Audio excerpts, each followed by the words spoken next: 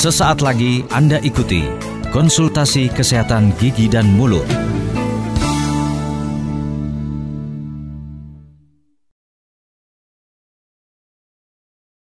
Ya, ini sih menurut pengalaman aja ya. Pengalaman aja. Kalau gusinya dia sakit, dia meradang, pasti ada yang tidak Beres. bagus.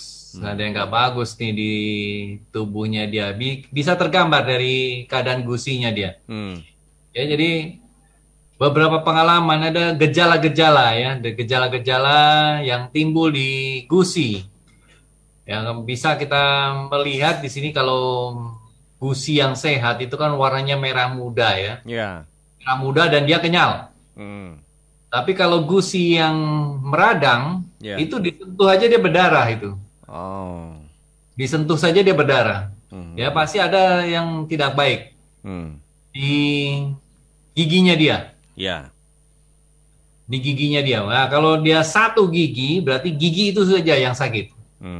Tapi kalau giginya sudah banyak, sudah banyak yang meradang, jadi meliputi 3 gigi, 4 gigi, 5 gigi, 7 gigi, 10 gigi, ya makin berat penyakitnya. Ya. Ya, ini identifikasinya. Penanganannya juga makin sulit ya dok kalau udah banyak gitu. Makin pusing. Masing pusing ya. Aduh.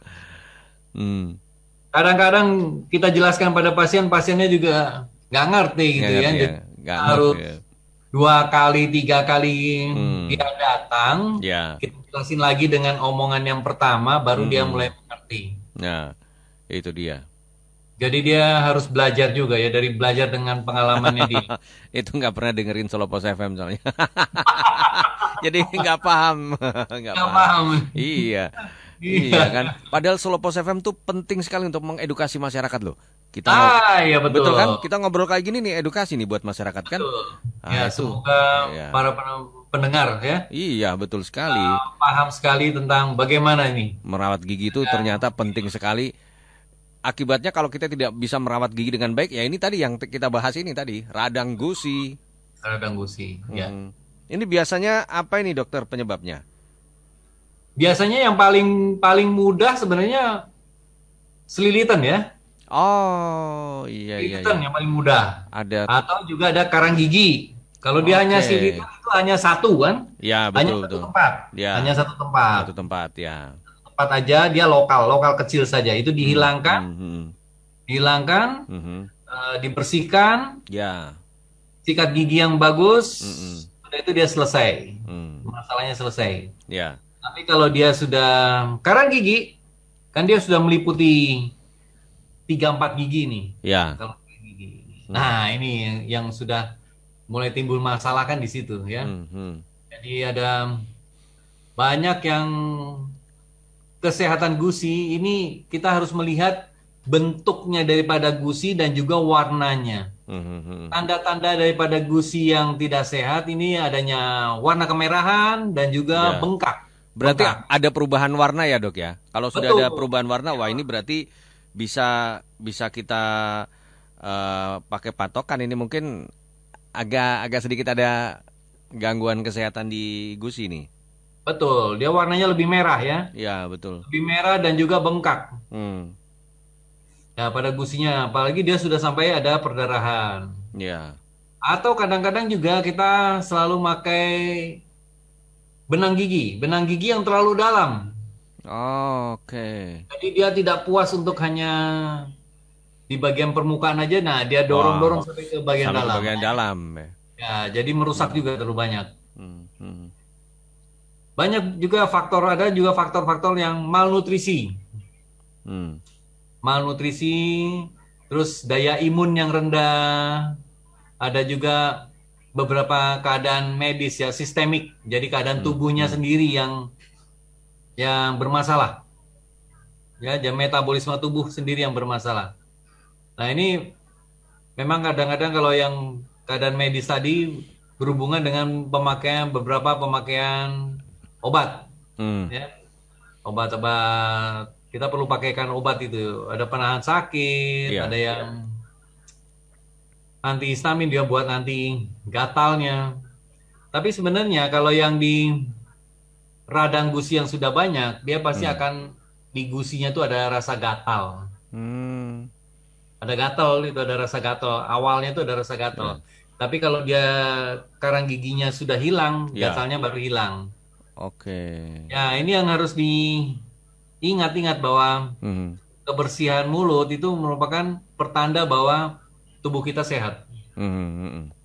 Karena merawat gusi yang sehat ini bagian yang sangat tidak terpisahkan dari keseluruhan tubuh manusia. Jadi bagaimana yang kotor, gigi yang kotor, jadi begitu kena makanan, akhirnya makanan dan kotorannya tadi bersatu kan? Bersatu, bakterinya juga bersatu lewat makanan dan makanan dan minumannya masuk ke dalam tubuh. Sudah itu. Wah. Sudah bakteri masuk ke dalam, berlangsung lama. Dan ini biasanya sangat diabaikan karena giginya bagus kok, giginya bagus, tapi gusinya, tulangnya, jaringan ikat, jaringan fiber di sekitar gigi itu rusak semua. Itu rusak gara-gara karang gigi karang gigi yang begitu banyak, atau juga orang dengan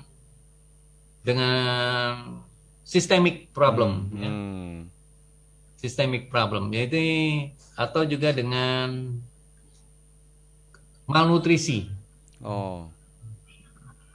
Jadi ada beberapa orang yang malnutrisi ya. Jadi gizinya buruk sekali dan dia sakit. Di area itu dia tidak terasa. Diamkan terus, tapi dia tidak mau pakai vitamin. Makan makanannya juga tidak bergizi. Akhirnya kalau di area itu dia sakit kan, dia orang malas untuk sikat gigi di area yang sakit kan. Sehingga timbullah karang gigi di area itu. Pertamanya dari satu gigi, akhirnya si karang giginya kan berkembang. Jadi ke arah tempat-tempat yang lain, ke gigi tetangganya, gigi tengahnya. Kalau yang bawah sakit, biasanya yang atas tidak mau disikat. Nah, sama juga, jadi area atas juga rusak juga oleh karena banyak karang giginya.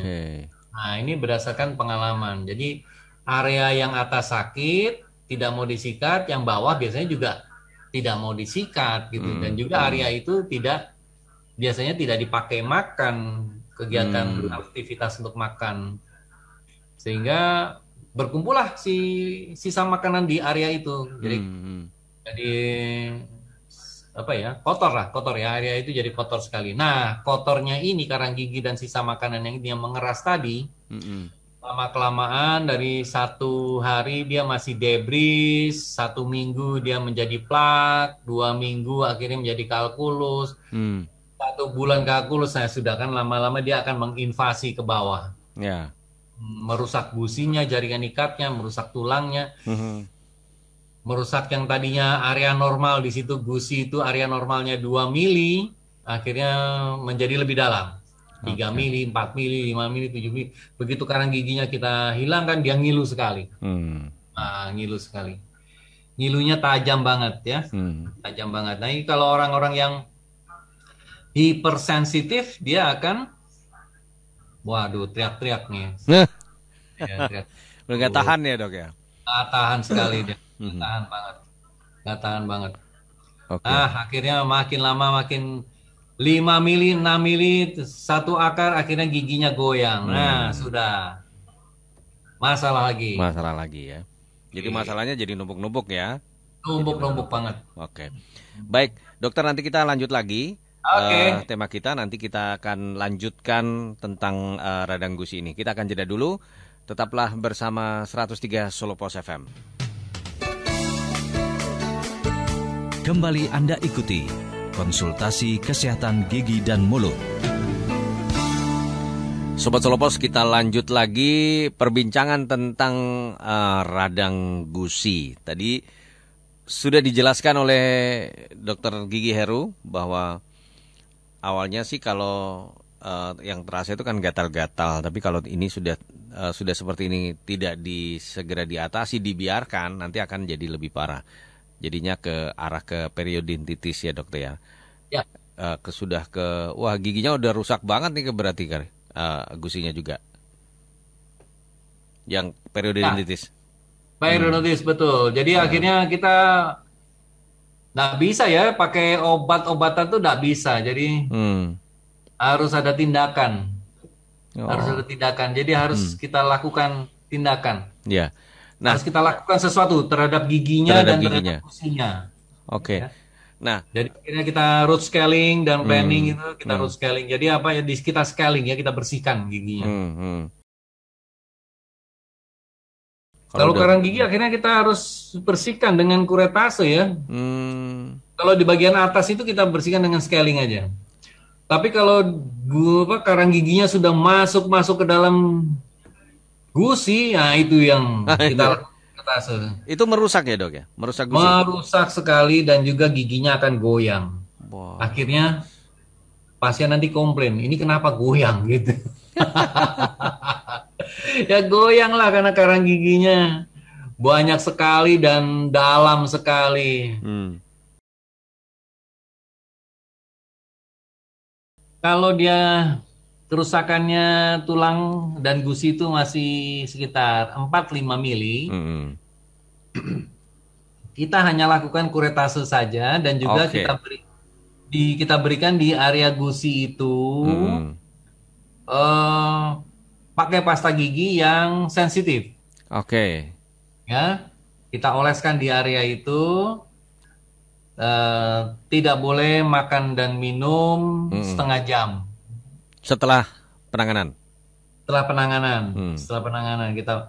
Jadi di rumah pun si pasien harus membersihkan area yang sensitif tadi, yang rusak 4-5 mili tadi, dengan menggunakan pasta gigi yang sensitif seperti itu berulang-ulang ya. Jadi satu hari bisa 2 kali, 3 kali pakai. Ya. Tapi dengan kondisi gigi dan mulutnya yang bersih. Ya. Kalau sudah kedalaman rusaknya 8-10 mm ya terpaksa kita lakukan pembedahan ya. Gusinya kita buka, karang gigi yang di dalam itu kita bersihkan. Terus tulang yang rusak harus kita kasih bahan cangkok tulang. Gigi yang goyang harus kita ikat dengan tetangga-tetangganya. Goyangnya 2 gigi yang kita ikat 4-5 gigi kan gitu. Goyangnya 1 gigi yang kita ikat 3 gigi. Jadi seperti itu. Nah, sampai dia keadaannya kembali bagus lagi. Oke. Memang ada beberapa advantage, keuntungan. Ada keuntungan, ada juga kontraindikasi. Ya. Kontraindikasi jadi semua keberhasilan perawatan apapun itu, kerjasama antara dokter dan pasien itu harus terjaga.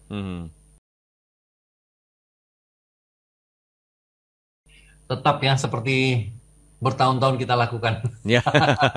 Cek. Ke dokter 6 bulan sekali. 6 bulan sekali. Ya, gosok gigi. Yap. Setiap hari 2 kali. Perhatikan sela-sela gigi, antara gigi, semua bagian gigi harus bersih. Dengan teknik yang benar ya dok ya. Dengan teknik yang benar. Gusi gigi ya, betul. Iya, merah ke putih, merah ke putih, merah ke putih ya. Ya. Dan jangan lupa juga kalau misalnya ada tanda-tanda nggak beres segera aja periksa dok ya daripada nanti. Periksa. Jangan tunggu 6 bulan, langsung periksa. Ya, baik. Demikian tadi Anda ikuti konsultasi kesehatan gigi dan mulut. Sampai jumpa.